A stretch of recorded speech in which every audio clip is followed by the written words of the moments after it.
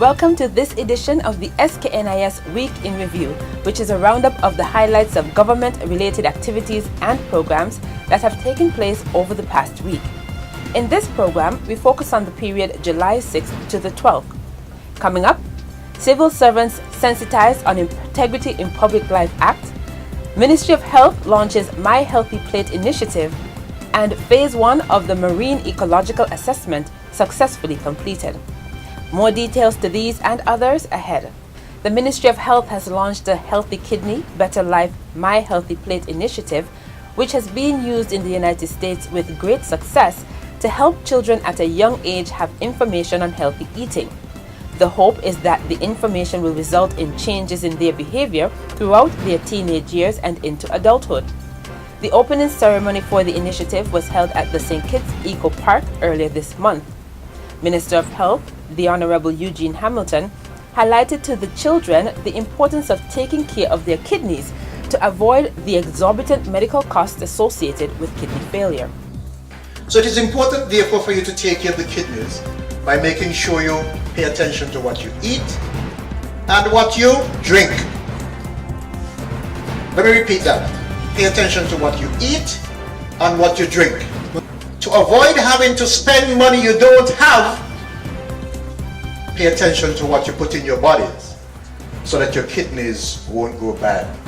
Phase 1 of the recently concluded Marine Ecological Assessment in St. Kitts and Nevis was deemed a success as a number of the findings proved beneficial to the Federation's marine management area at the conservation zones in Keys, Sandy Point and the Narrows. Underwater video surveys were carried out by the Department of Environment and the Department of Marine Resources in collaboration with the United Nations Development Programme and the Global Environment Facility Conserving Biodiversity Project. The second phase is scheduled to begin in August, when diving surveys will be undertaken in the Narrows and Sandy Point areas, with some further video surveys being done if the weather permits. The Ministry of International Trade, Industry, Commerce and Consumer Affairs, in collaboration with the Caribbean Export Development Agency and the St. Kitts Nevis Coalition of Service Industries, wrapped up a Services Go Global in-country training workshop that ran from the 10th to the 12th of July. It was held to assist small to medium-sized enterprises develop export plans which would enable them to enter non-domestic markets. According to Trade Policy Officer Desiree Huggins, the activity was especially geared towards entrepreneurs in the service industry with the potential to export their services.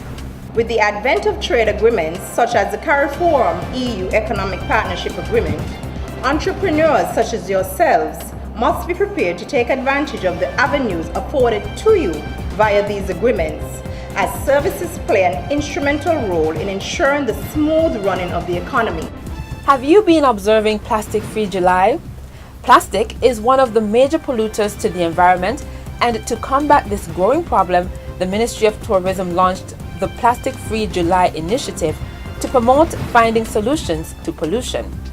While appearing on the SKNIS weekly program, Working for You, this past week, Assistant Secretary in the Ministry of Tourism, Dianelle Taylor-Williams, encouraged the public to reduce their plastic usage by implementing 5 steps, which are reuse, refuse, reduce, recycle, and repurpose. Plastic has already been used, and I know that plastics would have been introduced into our federation in a big way in around the 1950s, 1960s, that sort of time. And so that amount of plastic has been introduced into our environment. So what we can do is help to remove the plastics that are already there, because as you explained, it takes 500 years to disintegrate and to break down. And so we know that that plastic from 1950s, 1970s is still out there somewhere. The Department of Environment continued its series of national consultations on July 12th, at which the draft National Climate Change Adaptation Strategy was reviewed. The strategy, which was developed earlier this year, is meant to ensure that the necessary measures are put in place to protect lives and livelihoods as the effects of climate change become more prevalent worldwide. Consultations on the draft strategy began in 2017. Conservation Officer in the Department of Environment, Cheryl Jeffers, explained that the development of a national climate change strategy was a vital step to creating a climate-resilient economy. We need to think long-term and think big when it comes to adapting to climate change. It will require us to reconsider the way we conduct our day-to-day business. But in the interest of our very existence, we need to change from the business as usual scenario.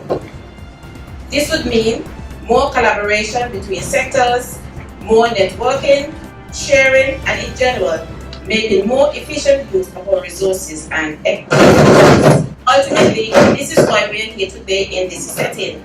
We need to listen to each other, we need to hear from each other. We need to share our ideas, our experiences, our views, and when we recognize that there's an opportunity to collaborate, we collaborate. About 150 senior public servants, as well as ministers of government and key heads of statutory corporations, gathered at the Sensitization Forum on the Integrity in Public Life Act of 2013. The event was held at the St. Kitts Marriott Resort this past week. The act came into force in the Federation of St. Kitts and Nevis this month.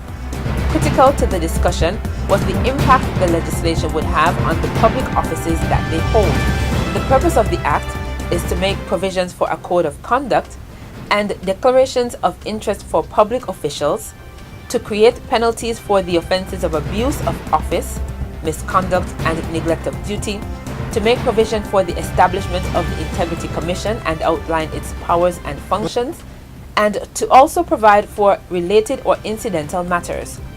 Attorney General and Minister of Justice and Legal Affairs, the Honorable Vincent Byron, said that integrity in public life was vital. We are public servants and we do an honorable thing in serving our citizens. But it also requires us to act in a proper manner, to be honest, to have integrity. Many of the functions we do have to do with handling money and assets. And those who, if there are any, and we believe that if there are those, there'll be very few, show undue riches. This is the bedrock of trying to make our public service one that we can be proud of to serve the people of St. Kitts and Nevis. Over the past week, Prime Minister of St. Kitts and Nevis, Dr. the Honorable Timothy Harris, extended congratulatory messages to several nations on the occasion of their independence anniversaries on behalf of the people of St. Kitts and Nevis. Reaching out to their respective heads of government, the Prime Minister congratulated the government and people of the Commonwealth of the Bahamas, who celebrated the country's 44th anniversary of independence, the government and people of the Bolivarian Republic of Venezuela on the 207th anniversary since the declaration of their independence, and the government and people of the Republic of Argentina on the occasion of the country's 202nd anniversary of independence. And that concludes our program. I hope you enjoyed it and that you'll join us next time. My name is Jacqueline Bryan and I was your presenter. Take care.